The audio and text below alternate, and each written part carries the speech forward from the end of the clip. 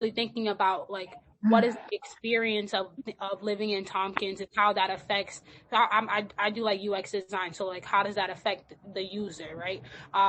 And just building off of that and providing more opportunity in a way that for specifically like the youth and like young adults, in a way that we can really interact with it, and kind of like for instance, like building a TikTok account. That was something that had come up, and that I feel like that would be like something super cool, because other people in the community, everyone in the community can participate in that, right? Like it can be an alternate, like people can alternate who's running the TikTok account, like I think that's something small, but just doing things that are more consistent to the point where everybody knows everybody. I feel like that already happens, right? But on a larger scale. So yeah. And so, you just named a lot of different things that, sort of in this, Tompkins is in this pre-glow up phase, right? That resources are coming in, that the ability for those resources to meet the needs of individuals is the thing that's important, right, to highlight. I'm curious for everybody on the line, right? Like, what are the things that would enable thriving in your community? What are those resources? What are those programs? What are those things? Really, just anything. That's so beautiful. So, and Barbara, what was it? What comes to mind when I ask that question? I just don't have words for it. I used to take care of I guess I could go. I just didn't want to be the first one to talk again. You can go ahead. Okay. I would say meeting people where they are. So like, for instance, we hear a lot about like the seniors, and I feel like on this call you guys have stated that you need a little bit more support in terms of like getting not information to you. I feel like seniors show up the most in Tompkins, and I think to enable thriving, like you need to be on the right channel, and like the right delivery channel when it comes to different users, because like you could think about Tompkins residents as customers, and just like thinking about, okay, the seniors need this, the youth need this, the young adults need this, the parents need this, and like really finding a way to meet everyone where they are, because I feel like the work to get us to a thriving space is equity based and not about equality, right? It's about getting people what they need so that so everyone can thrive. But that's why we have a Tompkins, we have like Facebook or Instagram, we have Tompkins pages and Marcy pages to connect with the kids to, place, this place is hiring, or this, you can get food here, or you can do this here, or you can volunteer here, if you have these flyers to post online. So, that's what I do. So. But you forgot to mention, like, okay, you have in between, when I say in between, you have people between 30 and 55, okay? And, we really don't have no resources for them. Yeah, I know this is a touchy subject for me because I'm always preaching about it, and I'm going to continue to preach about it, even though I'm over 55. But my thing is, okay, we do a lot for the youth. We do a lot for the seniors. What about tweenage?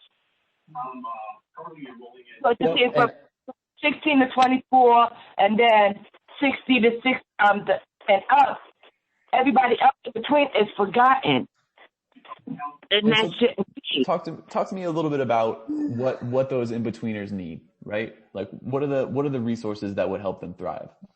A lot of the in-betweeners, a lot of them became young parents and stuff. They didn't complete school. They need the GED program. They need job readiness. They need to know how to do a resume. They need to know That's why I post all of that. Conduct themselves and public and stuff, A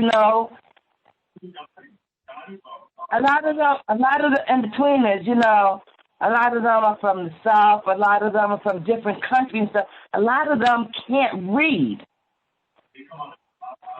They need that. They too afraid to say it. because everything you hear about is the youth or the seniors.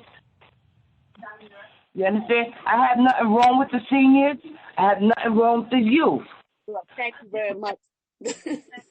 My thing is the in-betweeners. They need some of the resources that you allocate for the youth and for the seniors. They need some of that same energy that y'all giving to these two groups.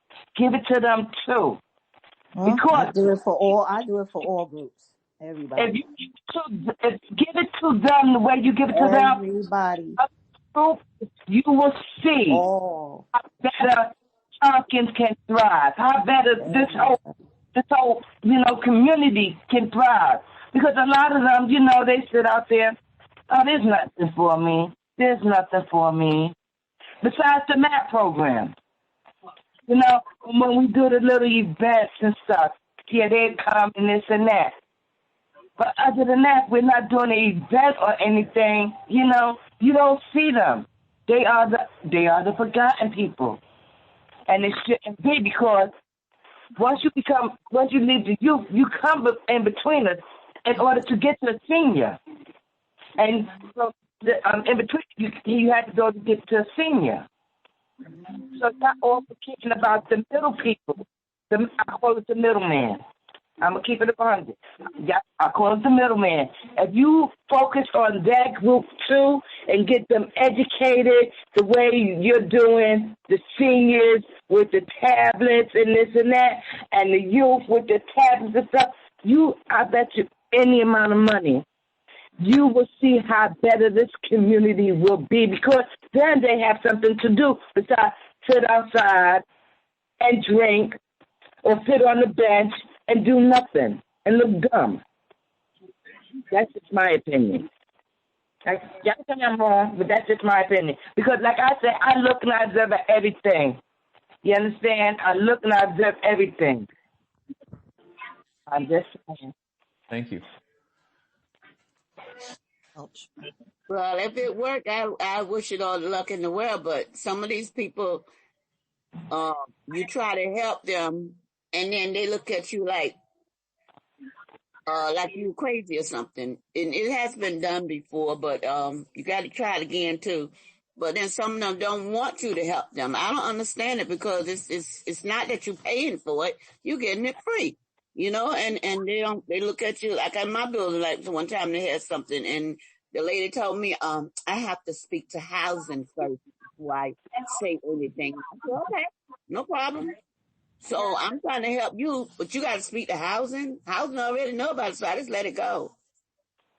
So, you can help them, but so much of them, they got to be the one that want this help. And now God knows I wish they would take it. Like with the youth, you have to keep pushing them in order to do this and to do that. That's how you have to, because they have forgotten for so long, so they don't know whether to reciprocate or not. Yeah. They don't know if it's going to be here for a day. And then some of them, it's like they live here and they're not supposed to live here, so they're afraid that if they do get involved, that that's going to hurt somebody within their family. You know what I mean?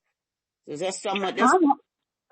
I'm always trying to help the people in my building, those in-betweeners, but they don't want to be helped, a lot of them. Bobby said, they don't want them to know where you live and all that. I try all I can to help these people here where I live. You know when the Navy Yard were giving out jobs? I gave the young people flyers. I literally and gave it to them, and I bet you not a single one of them went down there to see about a job. And I said, you know what, I'm not going to stop. So whenever I see something like that, and I'll, ask, they got job, blah, blah, blah, But So like I said, a lot of them don't know how to read. They don't know how to fill out a job application thing. Because I have one person, all right, she's like 47, and this has been her first job. She came to me. I sat her down, and I helped her fill out the application and everything. But like I explained to her, I'm not going to be there on that job interview with you. that's what I'm saying. But you have to go. She said, but I don't know how to do it because this is like my first job and this and that. I'm like, okay, I understand this is